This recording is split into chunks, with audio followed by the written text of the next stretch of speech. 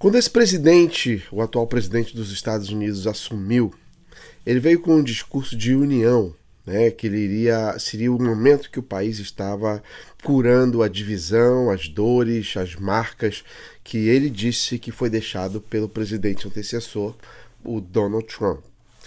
Então ele veio com aquele discurso no dia da inauguração de que o país estava começando a cicatrizar de feridas, né, marcadas e deixadas. E que a partir daquele momento a sua política, o seu governo seria apenas de amor, de paz e de completa união. Que a divisão haveria sido estancada. Um ano depois dele ser presidente dos Estados Unidos, o que a gente percebe é que aquela retórica, aquele texto decorado que alguém obviamente escreveu para ele, não está dando certo, né? E a gente pode ver diante desse um ano de governo como que a sua posição como presidente, que a sua popularidade caiu, né? A gente viu que a sua política tem fracassado em várias áreas, desde a área econômica. Aliás, o país está muito bem, obrigado, graças à política anterior, não é a política do governo atual. Mas a gente observa que ainda assim muitos problemas econômicos poderão vir por causa dessa administração atual. Entre outras coisas também que foram observadas, foi questão na sua política internacional, que foi um completo fracasso, e na sua política interna, entre elas esse aumento de gastos do governo considerados. A gente sabe que esses trilhões que estão sendo depositados na economia poderá gerar ainda uma inflação ainda maior do que que nós estamos atravessando aqui nos Estados Unidos no momento. E mesmo assim ele insiste em colocar mais trilhões dentro de uma economia que, digamos que estaria bem, mas que poderá sim ter efeito no futuro. Um outro problema também criado por esse governo é a questão imigratória. A gente observa que ele não conseguiu cumprir com aquilo que ele prometeu, que era uma legalização de milhões de pessoas. Ele sabia que não poderia cumprir isso da maneira que ele tinha prometido, mas ainda assim insistiu, não é? Mas ele não foi capaz de resolver essa questão imigratória, que, não, ao meu ver, tem que ser um tratado bilateral e não unilateral, como o presidente e o seu governo querem fazer, né? Porque se não for dessa forma, será outros problemas acrescentados, e eles sabem disso. E a gente também observa na fronteira como ela está um completo caos. Como se isso não bastasse, então a gente chegou ao ano de 2022, um ano depois da sua inauguração, e esse mesmo presidente que há um ano atrás fez um discurso de união, de paz, de que a divisão não existiria mais, que o país estaria em completa cura, tem aumentado o seu discurso de divisão e de ódio, né? Porque é exatamente isso que a gente vê. E vocês vão entender por quê. O seu discurso de divisão já de um governo que está em completo colapso, onde os números desse presidente está entre os mais baixos jamais vistos na história de presidentes dos Estados Unidos, está entre os mais baixos.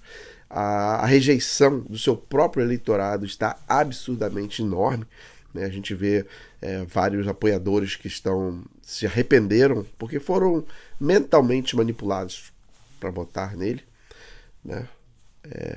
Será que votaram? Bem, não importa. O que importa é que muitos estão arrancando seus galhardetes, os seus decalques dos carros e dizendo que fizeram uma péssima escolha na tentativa de tirar o outro, que era um malvadão, mauzão. Mas ele está vendo, diante dos seus próprios olhos, que a sua política está derretendo. E esse desespero refletiu nas últimas eleições na Virgínia, New Jersey, em alguns outros estados, onde que os democratas principalmente foram evaporados, né, perdendo posições no governo e deputados também, né?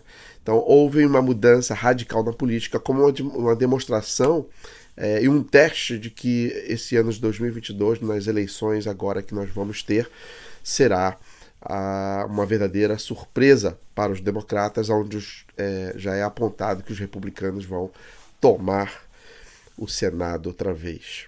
Mas a maior evidência de que o seu governo ainda experimenta um ódio foi querer comparar, né, o que aconteceu no dia 6 do ano passado, né, no Capitólio, aqui nos Estados Unidos, que longe foi um incentivo para que o Capitólio fosse invadido, foi uma atuação completamente involuntária, foi uma ação completamente anarquista de alguns idiotas que não souberam entender a mensagem do presidente anterior, e fizeram algumas loucuras, mas longe de ser comparado com o que foi feito na narrativa do dia 6 agora, do presidente e da sua vice, aonde comparou aquela atitude com 11 de setembro. Para quem não sabe, 11 de setembro foi o ataque nas torres em Nova York. Eu estava aqui e eu pude experimentar visualmente aquilo ali. E não existe comparação com tamanho selvageria, tamanha agressão à humanidade do que aquilo. Alguns loucos atiraram aviões sobre as torres e todo mundo sabe o desfecho dessa história. Foi, na minha opinião, um dos maiores atentados na história da humanidade. E esse presidente, na sua narrativa no dia 6, comparou o ataque do Capitólio com o 11 de setembro, mostrando aí o seu ódio, né, o seu desespero de criar uma narrativa na tentativa de parar com que 2022 eles percam a casa, percam o Senado e possivelmente percam até daqui a 3 anos a presidência. O legal disso tudo é que o povo não é mais idiota. O povo já conhece a manipulação midiática, a manipulação desse presidente, do seu governo nesse país, como que eles jogam sujo na tentativa de ganhar no berro. Não existe uma tentativa de ganhar na democracia limpa. Comparar o que ocorreu no 6 de janeiro do ano passado no Capitólio com 11 de setembro ou com Pearl Harbor, que foi um ataque dos japoneses aos americanos, mínimo uma falta de respeito e um desespero em saber que o seu governo está indo por água abaixo. Meu único sentimento de felicidade que eu trago é que as eleições do dia 20 desse ano, do midterm, já está chegando. Nós vamos conseguir limpar um pouco dessa bagunça que está lá em Washington e avante para que daqui a 3 anos a gente consiga, mais uma vez, limpar essa sujeira que está em Washington hoje. Esse é o meu comentário a respeito do comentário, a retórica abusiva, desrespeitosa, que foi aclamado por muitos, inclusive repórteres brasileiros de algumas emissoras aí do Brasil, que hoje está derretendo também, que disseram que foi o melhor discurso da presidência do Joe Biden.